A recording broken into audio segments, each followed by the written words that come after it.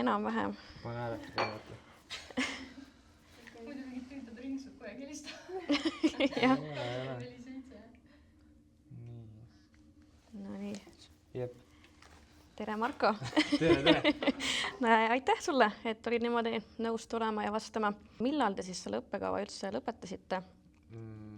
Võime sinatada, aga super. 2019 lõpetasin eriala, ehituse eriala. Ehitus, okei. Mis on sul need kõige erksamad mõtted, meenutused sellest ajast? Kooli teel, mina julgen väita, ma olin peale mind oli veel natuke päevaõpet, aga kuna ma olin päevaõpe, siis ma arvan, et praktikad. Okay. Kuna toona oli praktikate maht päris suur, siis tegelikult praktikad erinevad. Ma arvan, kõige eredamalt meeles siiski. Väga tore. Millega sa hetkel tegeled? Hetkel ütleme niimoodi, et poole kohaga ma olen justkui ülikoolis tööl, aga ma olen nagu haldusal, ma ei ole nagu otseselt õppekavaga seotud, aga ma haldan siis puidutöökoda ja olen siuke praktikate, pigem siuke tehniline koordinaator või. Et siis igapäeva või suurem osa ajast ma ikkagi olen objektidel või teen puidutööd. Ehk ma iseennast defineerin ehituspuussepana. Ma saan aru, et väga paljude jaoks see tekitab mingit segadust, et kõik on ehituspuussepad, kes kõrb kassi ja asja kaotab. Kõik, mis on puit, on justkui ehituspuussepad, aga pigem ma mõtlen sellal siis kas brussjõrestikkonstruktsioone või palkkonstruktsioone või kõik asjad, kus on tapid ja mingi siuke majandus. Mis on sinu valikuid mõjutanud? Valikuid, et seda õppima tulla või... Miks sa tol hetkel valisid sellise tee? Puhas juhus. Puiduga olen tegelenud võib-olla nagu lapsepõlves saadik alates mingi põhikoolis puude ringi käima panemine poistega ja mingi siuke asi.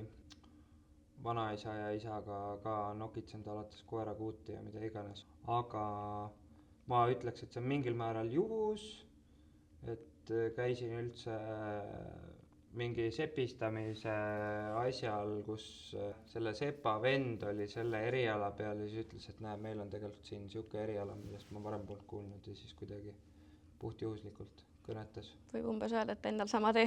Aga millised õpingute käigul saadud igasugused need oskused, teadmised, et mida sa alles peale õpinguid väärtustad või saad aru, et kui olulised nad olid?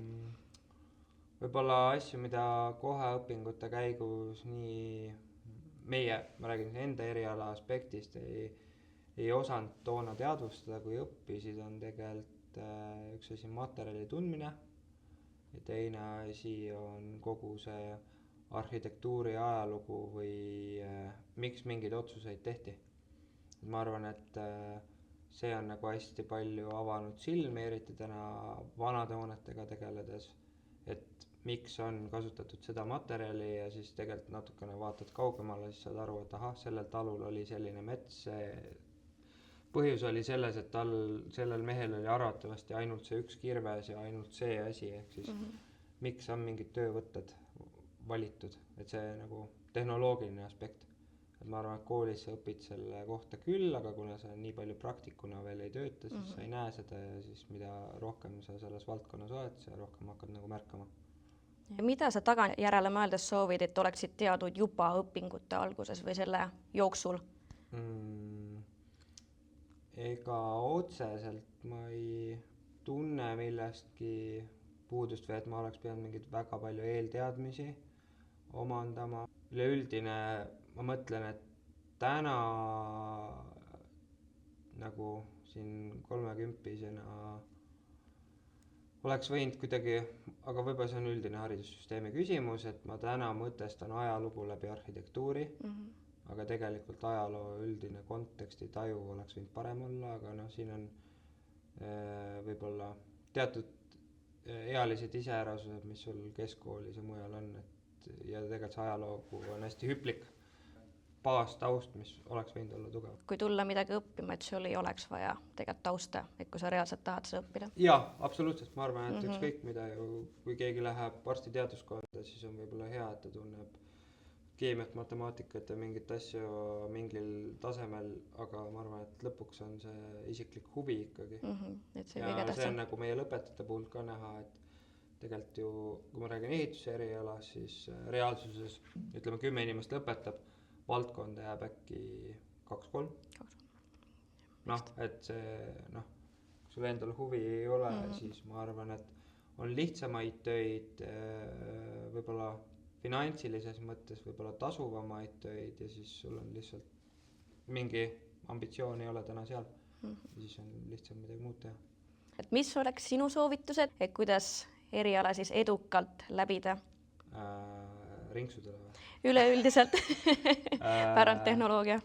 Üldplaanis see on siuke hästi siuke, see ei ole targutav, aga noh, aga siiski, tegelikult ma arvan, et üritada tähtaegades kinni pidada, saada aru, mis on mingid EAP-de mahud. Ma olen ise lihtsalt see inimene, kes tuli poole aasta pealt õppima ja siis ma nagu nägin, et on võimalik teha mingi 40-50 EAP-d ühe semestriga ka ära, aga et lihtsalt sa oleks nii-öelda järjel ja siis põhi ikkagi väljakukkumiste teema, jälle räägin meie eriala kontekstis on see, et see kuhi lõpuks tundub liiga suur, mida läbi hammustada ja siis kaob motivatsioon ära.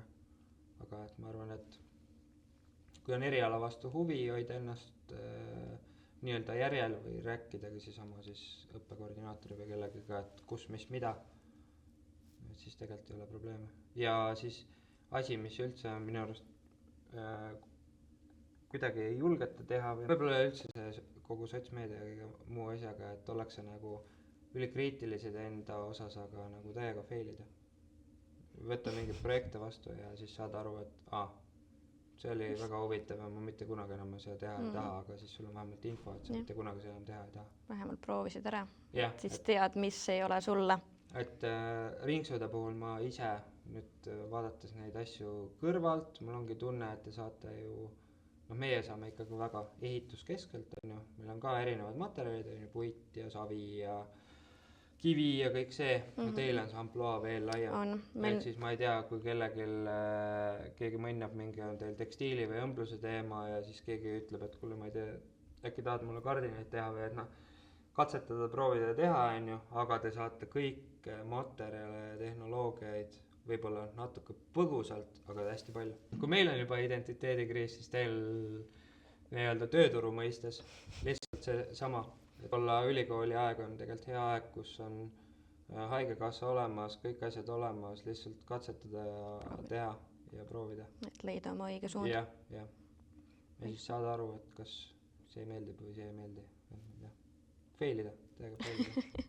Väga hea nipp, aga aitäh sulle, Marko. Jah.